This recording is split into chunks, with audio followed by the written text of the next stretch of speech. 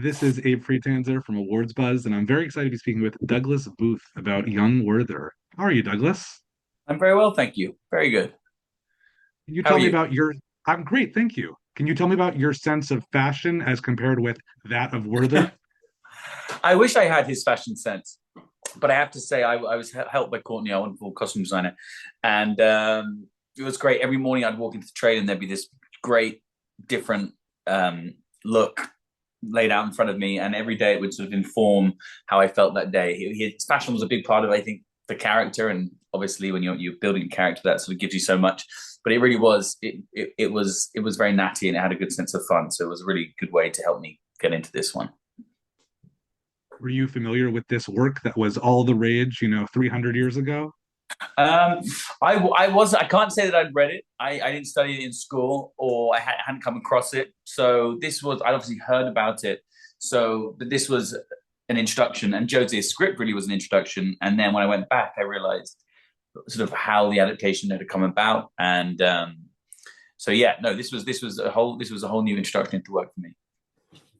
Some fun anachronisms in the movie, like, how he's going to the tailor and doing all this stuff that, like, I feel like even modern day socialites probably don't spend that kind of time that way. How did you engage with those interesting contradictions? Yeah, I mean, I think if you, I don't know if you had a chance to speak to Jose, our director. He's a really fun, quirky guy, and you can see a lot of him coming out through the script and through the movie. And yeah, he is an eccentric guy. So I guess that things that maybe would have been slightly more of the norm back then sort of give him a fun sense of eccentricity in the present day, I suppose. But I love that. I lean into all that as when you're trying to build a character, all those quirks are great. You know, they feed you. What do you see of yourself and Werther? I see it myself in Werther. I guess with every part you have to sort of go into inside yourself. And I've definitely had periods where I enjoy like dressing up and being as when you're a bit younger, and I mean now I'm just here in a hoodie and a cap, but I don't know what he did for me was he released my sort of sense of play, I guess. Like I felt it was a very playful character, and I really enjoyed that. And I think as you get older, so old now, I'm 32, but as you get older, you sort of lose that sense of play. I guess you sort of you know life becomes very real. So I think it was quite fun just to sort of lean into that more playful side of myself, which came out, and I really enjoyed that. And I think that was it was like how far could I push him in the scenes and the character, and how could I bring a sense of play to Alison's more sort of like down to earth character, I'd say. I'm a big fan of Allison, since I've seen her in a number of projects. What did you know her from, and what was the experience of working with her like? I mean, do you know what? She actually played my mother once. Can you believe that? I don't know. I don't know. I mean, I've actually forgotten. She told me this because I remember it was my second job ever. Um, and it was called The Pillars of the Earth. I think I was 16. And I don't know. And we filmed it in Budapest. And this amazing cast like Matthew McFadden and Haley Atwell and Eddie Redmayne and Sam Claflin and Rufus Sewell and Ian McShane. It had this great cast, and Alison Pill. Um, and I was like, I think I was in three scenes. I was alive in one scene. I think I was killed in the next scene, and then I appeared as a ghost in the third.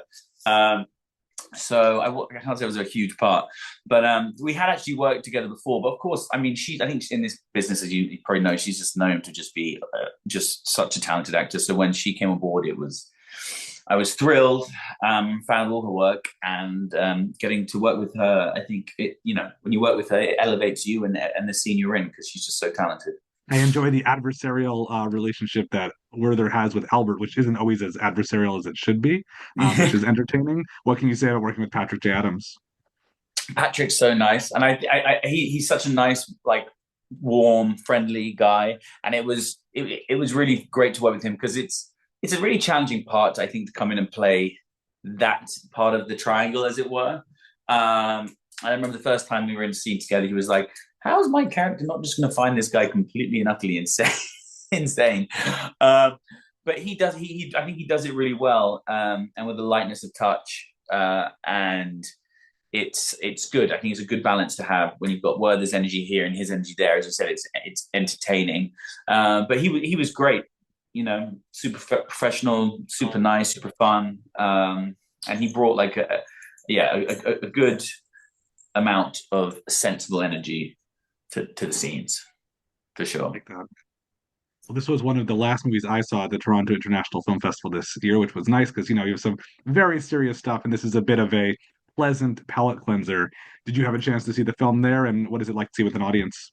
Yeah, it's always super fun to see with an audience, although slightly nerve wracking because it's obviously such a personal thing. You're making it, you're in your own bubble, as it were, and then to I mean, it can be uncomfortable watching yourself enough, being comfortable enough watching yourself as it is, and then to do it surrounded by a bunch of other people and potentially people that are judging you and critically judging the piece of work. That isn't always the funnest part, but it was really fun. The great thing was it was a movie that was set in Toronto. We made it in Toronto. Often Toronto is filmed and like portrayed as for New York or something like that, but we really embraced Toronto. We had this incredible creative team and cast and crew from Toronto. So it was great premiere there and seeing people's reactions. And I think people really had like a lot of people I met anyway had a really positive reaction to the film and this positive, as you said, this positive piece of work that was sort of set there. So it was actually really nice to be there. And I loved filming there. It was my fifth movie I had at the festival. So it was, I kind of feel a sort of sense of connection, I guess, to the city in some way. I know that the year before you had Shoshana, which is a film that is definitely not filmed in Toronto, not set in Toronto, not about Toronto, but Yeah. another historical movie of sorts, if we can find a very weak A link very between these two. yeah, a very sort of loose connection. Yeah, and talk about a different sort of piece of work. I mean, like I remember the year before being there, and some people leaving because it was feeling very uncomfortable, or it being a challenging piece of work in that sense, and whether it be the subject matter, some of the violence, some of the stuff. So, but that's Michael Winterbottom for you, and he's divisive, and he makes interesting and challenging movies, I guess, at times. So yeah, no, it's great. But that's, I think, as an actor, it's a good feeling to be returning to a festival the next year with a very different movie and a very different performance. That shows that hopefully I'm, for myself, creatively making some interesting decisions. Yeah. Well, this is Awards Buzz, so I'm always curious about the people I'm talking to. What are you watching? What have you seen recently that's really stuck with you?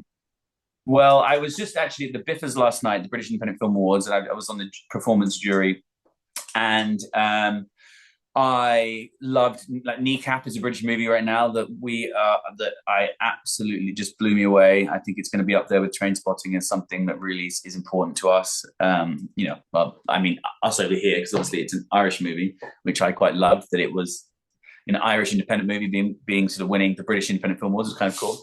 I thought Marianne Jean-Baptiste in Hard Truths was just like, she got my vote for best performance. I thought it was something, again, talk about different kind of movies, and that was, I mean, I walked out of Kneecap, like skipping down the street, like looking up their music. It's about a band, and I kind of came away from Hard Truths like pretty rough, feeling pretty rough, but it was just a performance that stayed with me and haunted me for days and days and days, and I couldn't stop thinking about it. So that was another performance that I loved.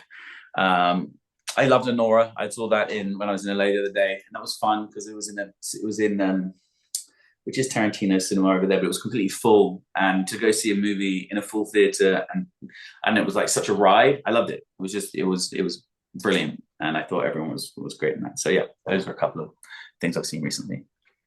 Fantastic. Well, it's a pleasure to speak with you, Douglas. Looking forward to seeing what you do next. Thanks, man. Take care.